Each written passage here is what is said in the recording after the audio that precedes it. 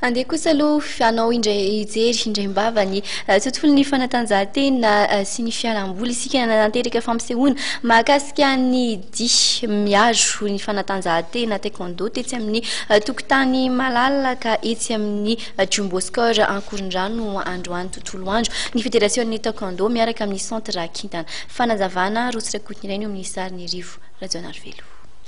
Fampisehoana ny fanatanjahantena iray antsoina hoe taekwondo izay niarahana tamin'ny fédération taekwondo sy ny centre Kintana Ampasamadigna nentin'izy ireo tetsy amin'ny Jumbo Ankorondrano androany tontolo andro. Ny fampisehoana dia nentina indrindra nanentana nitsidika ny vokatsoa azo avy amin'ny fanazaran-tena sy ny fahaizana mifehy ny taranja taekwondo. Ankoatr'izay dia hanamarika ny fiaraha-miasa eo amin'ny fédération sy ny centre Kintana ihany koa izy rotota atoato.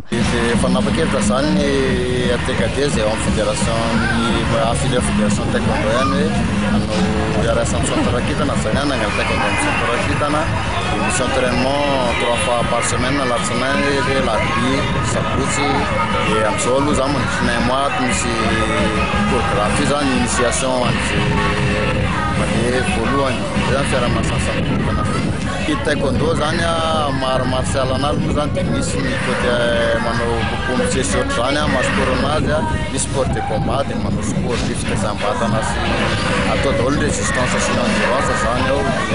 dia niaritra amin'ny souplesse rehetrarehetra sy ny agilité mobilité zany anao ny entraînement taekwondo zany akoatra maha-dynamique an'ilay taekwondo. Manomboka izao ka hatramin'ny 15 ny volana febroary dia hisy ny fanazarana ny ankizy sy ny olon-dehibe mahakasika ny taranja taekwondo maimaimpoana. Izany dia ho tanterahana isaky ny alatsinainy amin'ny 10 ora ho an'ireo olon-dehibe, ny alarobia amin'ny 2 ora sy ny asabotsy amin'ny 10 ora kosa ho an'ny ankizy madinika. Eny Ampasamadigna moa no ahitana ny centre Kintana ary tsy mionona amin'ny resaka fitaizana vatana ihany ny fitoerana fa ihany koa mikarakara ny momba ny tarehy sy ny fanatsarana ny bika amin'ny lafiny rehetra.